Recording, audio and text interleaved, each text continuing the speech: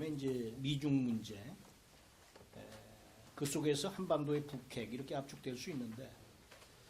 폴린 백악관 안보담당 보좌관이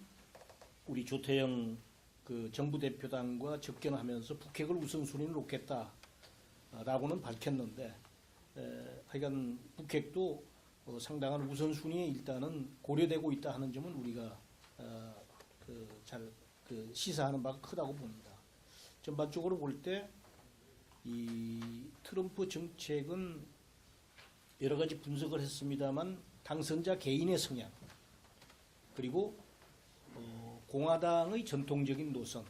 아까 우리 허 박사님 잘 그 말씀해 주셨는데, 그 다음에 이제 입각하는 주요 인사들의 영향, 이런 것들이 융합이 되어서 구체화될 걸로 보이고,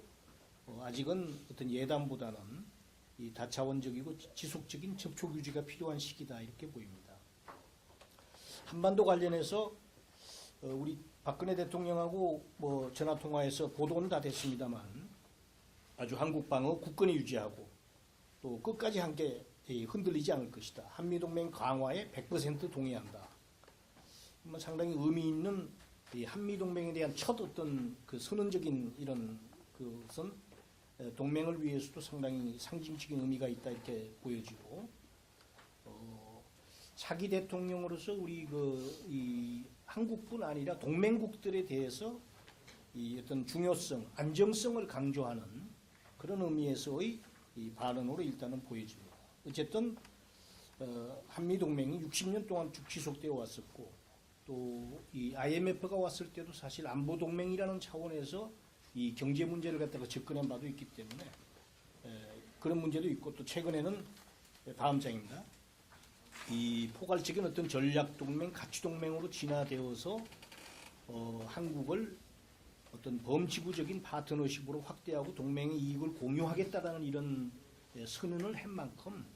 현재의 이 어떤 공화당 이쭉 유지해왔던 이런 전통적인 대한반도 중시 정책은, 그 다음에 이제 입각 예정 인사들의 면면 이런 것을 고려했을 때 이 동맹을 중시하는 대한반도 정책의 큰 틀은 그대로 유지되지 않겠는가 이렇게 생각이 되고, 단 이 방위비 분담금 협상 등 이 사안별로 부분적으로 조정할 가능성은 있습니다만 이 동맹을 근본적으로 변화시킬 그런 가능성은 저는 매우 낮다고 봅니다. 북한과 관련해서 이 김정은에 대해서는 아주 극과 극을 오가는 그런 행보를 보였고, 또 트럼프뿐만 아니라 공화당 내에서 이 오바마 대통령과 민주당이 추구했던 전략적 인내에 대한 비판, 또 북핵 미사일을 실패로 규정한 만큼 어떤 형태로든지 하여간 새로운 대북 정책을 선보일 것으로 예상되고, 특히 이제 미국의 행정부가 출범했을 경우를 보면은 거의 어느 정부든 간에 처음에는 이 대화와 협상을 시도하다가 대화와 협상을 몇 번 해보면은 북한의 속임수, 거짓, 진정성이 의심되고 피로가 누적되면서 북한의 도발과 제재 압박 순으로 이런 어떤 그 패턴이 사실상 어느 행정부든 거의 지속되어 왔다는 점에서 트럼프 신행정부가 출범했을 때도 탐색적 대화에 나올 가능성이 높고, 그 결과가 물론 그렇게 중요하진 않겠습니다만은 향후 대북 정책의 이 지속성에도 영향을 줄 것으로 보인다. 그러나 이제 북한의 이 미국에 대한 현재까지의 정책은 미국이 적대시 정책을 철회하라, 또 북핵에 대한 이 불포기 기본 노선을 갖다가 굽히지 않을 것으로 보이기 때문에 극적인 상황 변화가 없는 한은 돌파구 말에는 쉽지 않겠다 이렇게 보입니다. 그리고 또 기존에 북한이 주장하는 이 한반도 비핵화 정책을 대신해서 핵보유국 지위를 위한 군축 협상이라든지 평화협정 체결과 같은 이런 주장을 미국이 우리와 상의 없이 일방적으로 추진하기는 제가 볼 때 좀 상상하기 어렵고, 단 이 중국이 주장하는 평화협정 체결 가능성에 대해서는 역시 이 어떤 협상의 문제 차원에서 배제하기가 어렵다 하는 그런 말씀도 드리고, 조금 전에 허 박사님이 조금 뜨끔한 얘기를 했는데 이 비핵화보다는 동결의 협상을 두고 한다는 그런 점에 대해서도 좀 주목할 필요는 있다고 봅니다. 어쨌든 이 당선자뿐만 아니라 공화당 주류들의 전반적으로 오바마 정부에 대한 대북 압박을 좀 더 강하게 추진하지 못한 것에 대한 비판은 결국 이 트럼프 정부의 대북 정책으로 연결될 가능성이 높다.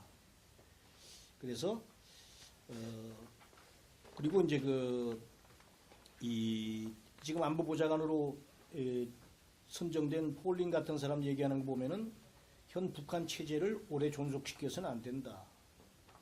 또 북한이 광신 정권이다라고 하는 지금 그 폼페오 CIA 국장 내정자 이런 강성 라인이 구축되고 있고 이런 그 정책 입안 과정에서 트럼프 개인의 어떤 성향도 상당한 영향을 미칠 걸로 예상되기 때문에 뭐 쉽게 얘기하면은 오바마 시대 때보다 조금 더 오히려 강하면 강했지 약한 대북 정책이 나오기는 어려울 것 같다 하는 생각이 듭니다. 관련해서 이제 뭐 개인적으로 조금 말씀을 좀 드리고 싶은 것은 육자회담에 대한 제 생각은 뭐 최선희가 육자회담이 죽었다고 해서 회담이 죽은 것은 아닙니다만 사실상 13년 동안 육자회담을 지속하고 나와서 결론은 북핵 고도화, 사실상 한반도 비핵화가 물 건너간 것 외에는 제가 볼 때 얻은 게 없다. 그런 차원에서 대북 정책을 새로 만들고 북핵 문제를 해결한다면은 트럼프 출범을 계기로 해서 이 새로운 패러다임을 좀 추구할 수 있는 육자회담의 틀을 좀 저는 바꿨으면 좋겠다. 이것을 우리 정부가 뭐 좀 하든지 해서 꼭히 말한다면 사자회담이 어떠냐, 육자회담보다 나을 거라고 봅니다. 또 중국이 의장국이 아닌 하여간 어떤 형태든지 뭐 사자회담이든 하여간 새로운 형태의 육자회담의 틀을 대북 정책과 북핵 문제 해결을 위해서 새롭게 만들어야 된다고 저는 보고 딱히 사자회담이 아니더라도 하여간 새로운 패러다임에 의한 이 북핵 문제 해결을 위한 접근을 이 트럼프 정부가 좀 폈으면 좋겠다 이런 생각을 갖습니다. 두 번째는 이제 이 지금 우리 사회 일각에서 거론되고 있는 소위 자주적 핵무장론에 대한 이 불신은 지금 계속 살려나가야 된다라고 보고 있습니다. 뭐 최근 이 트럼프가 이 핵무장론에 대해서 그런 발언 한 것조차도 없다라고 완전히 뭐 상받는 얘기를 하고 있습니다만 제가 볼 때 오히려 속내는 처음에 얘기했던 핵무장을 해도 어떠냐라고 하는 그런 발언에 오히려 비중을 두고 우리는 어떤 의미에서 좀 접근할 필요도 있다 이렇게 생각이 됩니다. 전체적으로 볼 때 어떤 그 핵무장을 한국과 일본이 해야 된다라고 하는 것을 서둘러 진화하는 걸로 봐서는 이 핵무장 논의 자체를 사실상 바라지 않고 있는 것으로 보입니다만은 그럼에도 불구하고 우리로서는 이 자주적 핵무장론에 대한 것을 지속적으로 제기를 할 필요가 있다. 사실상 지금 우리 군에서 얘기하는 삼축 체제를 얘기하고 있는데 핵 무기를 이미 만들었을 걸로 보이고 그것도 뭐 10여 발, 20, 30발 이상을 가졌다고 본다면은 이 삼축 체제의 의미가 사실상 반감되는 그런 상황이 오기 때문에 이 북핵 문제에 관해서는 어쨌든 우리가 좀 이 자주적 핵무장론을 계속 불씨를 살려나가야 되고 그런 차원에서 우리 정부의 뭐 지금 이제 박근혜 정부는 좀 어렵다고 봅니다만 새로운 정부가 출범이 되면은 한반도 비핵화 선언에 대한 것을 폐기하는 조치부터 필요하다. 이거는 뭐 개인적인 생각인데 사실상 우리가 지금도 사실 이 미국의 전략 핵무기를 갖다가 뭐 상시 또는 순환 배치하는 것 자체도 어떻게 보면은 이 한반도 비핵화 선언을 갖다가 이 발언 자체에 모순이 있기 때문에 이것을 해소하지 않고는 안 된다 하는 차원에서 일단은 이 한반도 비핵화 선언을 폐기하는 조치를 함으로써 국제사회에도 다소의 어떤 한국 정부, 한국 어떤 새로운 의미를 보여하고 중국에 대해서도 어떤 새로운 어떤 좀 조치를 할 수 있고 특히 이제 그 북한에 대해서는 나름대로 어떤 공표의 균형을 이라는 이런 메시지를 줄 필요가 있다 이렇게 생각이 됩니다. 주한미군 철수 문제는 아까 말씀하신 대로 사실상 주한미군의 세 기지가 세계 최고도로 건설되고 있는 평택을 아마 이 트럼프 대통령 당선자가 조만간 또는 뭐 내년 중에 한번 와서 보게 되면은 생각이 상당히 바뀔 거라고 생각이 되고, 오히려 아까 이중건 박사님도 말씀하셨듯이 이 강한 미국의 가장 첨단 전력이 오히려 한반도에 배치되는 그런 계기로 활용하는 것이 미국에도 좋고 한국에도 유리하다는 측면에서 주한미군 철수 문제는 그렇게 쉽게 될 것 같지 않다는 생각이 들고요. 방위비 분담 문제에 관해서는 사실상 이 트럼프의